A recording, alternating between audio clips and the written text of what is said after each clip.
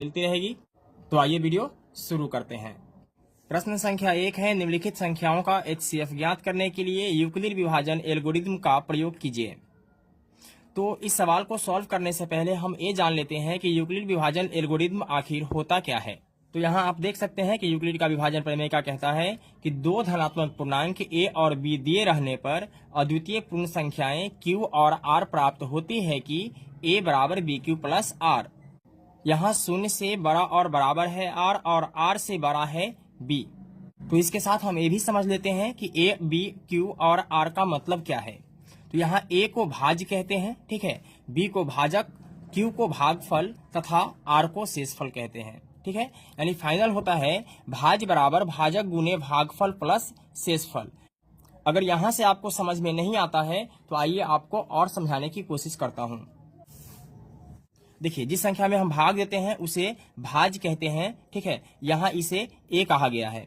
और जिससे हम भाग देते हैं उसको भाजक कहते हैं, यहाँ इसे b कहा गया है। भागफल जो होता है उसे हम q कहते हैं और शेषफल को r कहते हैं, ठीक है। तो फाइनल इस सवाल में हमें क्या करना है कि भाग बनाना है और उसको क्या करना है कि भाज्य बराबर भाजक गुने भागफल प्लस शेष के रूप में लिख देना है। यही क्या हो जाता है कि यूक्लिड विभाजन प्रमेय का हो जाता है। तो आइए सवाल को सॉल्व करते हैं। यहां हमें लिखना है चूंकि 225 बड़ा है 135 से, ठीक है। इसके बाद क्या करना है कि 225 में 135 से भाग देना है, ठीक है। भाग देकर और उसे हमें लिखना है इसके रूप में। तो 135 से भाग देना है 225 में। तो एक बार में लगाएंगे कितना आ जाएगा 135, दो बार में लगाते तो इससे ज्यादा हो जाता, यानी 135 दूना कितना हो जाता 270, ठीक है। अब यहां घटाना है तो 5 में से 5 माइनस करेंगे तो कितना आएगा 0। 2 में से 3 नहीं घटेगा, एक दहाई पैंचा लेंगे, कितना हो जाएगा 12। 12 में से 3 गया तो 9 और ये कैंसिल हो जाएगा, ठीक है। तो हमने आपको बताया था कि इसको हम क्या बोलते हैं, इसको बोलेंगे b, क्या बोलेंगे b, इसको बोलते हैं a और इसको बोलते हैं q और इसको बोलते हैं r, ठीक है। तब हमें क्या करना है कि इसके रूप में लिखना है।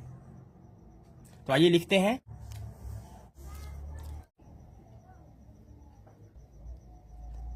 चरण 1, ठीक है। तो चरण 1 में लिखना है कि 225 यानी a का जो मान है वो क्या है 225 है, ठीक है, बराबर b का मान कितना है, तो b का मान है 135। तो लिखेंगे 135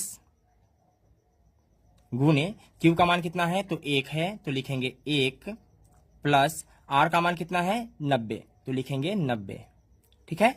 लिखेंगे चूंकि शेषफल बराबर नहीं है शून्य के, ठीक है, क्योंकि शेषफल जो है वह शून्य नहीं आया है, हमें शेषफल शून्य का इंतजार है, ठीक है। जब शेषफल शून्य आ जाएगा तो उसी का क्या हो जाएगा, जो बी वाला होगा वही फाइनल मेरा HCF हो जाएगा, ठीक है। अब आगे बढ़ेंगे। अब क्या करना है कि फिर से इसको घेर देना है, ठीक है, और इस वाले को अंदर में लिखना है। तो 135, ठीक है, तो 90 एकम क्या हो जाएगा 90। तो 5 में से 0 माइनस करेंगे कितना हो जाएगा 5। 13 में से 9 गया तो कितना आएगा 4, ठीक है। अब यहां क्या हो जाएगा कि इस वाले को छोड़कर चलेंगे, अब यहां से हमें देखना है, ठीक है। तो a वाला मेरा हो जाएगा b, a वाला हो जाएगा a वाला हो जाएगा q और a वाला हो जाएगा r, ठीक है। और फिर हमें चरण 2 के लिए लिखना है। चरण 2, ठीक है। तो यहां हमें क्या करना है कि a बराबर bq प्लस r के रूप में ही लिखना है, ठीक है। तो a का मान कितना है, a का मान है 135, ठीक है। तो 135 लिखेंगे बराबर bq, तो b का मान कितना है 90 गुने q का मान है 1 और r का मान है 45, तो लिखेंगे 45, ठीक है। फिर लिखेंगे चूंकि शेषफल बराबर नहीं है शून्य के, ठीक है।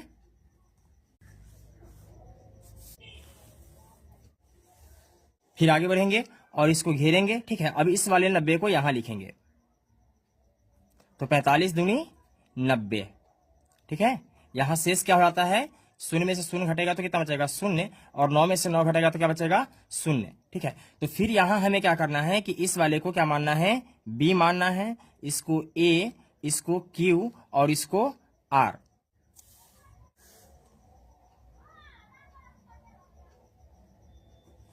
चरण 3, तो फिर हमें लिखना है ए बराबर बी क्यू प्लस आर के रूप में। तो ए का मान कितना है, ए का मान है मेरे पास 90, तो लिखेंगे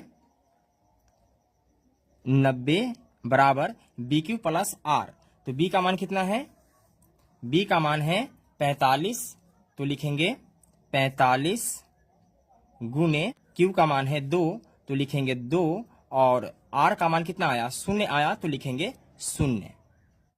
देखिए ए की जगह पे 90, बी की जगह पे 45 और क्यू की जगह पे क्या आ गया, 2 आ गया, और आर के जगह पर फाइनल मेरे पास क्या आ चुका है, 0 आ चुका है, ठीक है।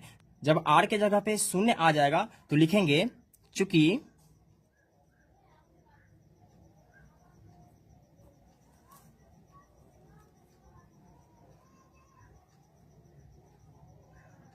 शेषफल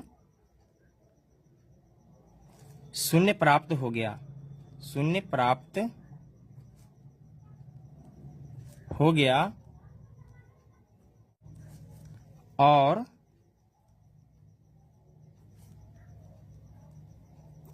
इस चरण का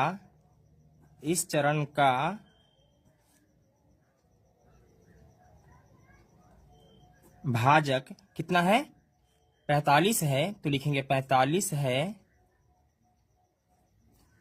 अतः 135 और 225 का महत्तम समावर्तक यानी HCF कितना है, 45 है, ठीक है। यही मेरा फाइनल क्या हो जाएगा, आंसर हो जाएगा। तो दोस्तों मैं उम्मीद करता हूं कि आपको ये वीडियो पसंद आया होगा। अगर वीडियो अच्छा लगा तो एक लाइक कर दीजिएगा, चैनल पर नए आए हैं तो चैनल को सब्सक्राइब कर लीजिएगा। फिर मिलते हैं एक और वीडियो में, तब तक के लिए जय हिंद।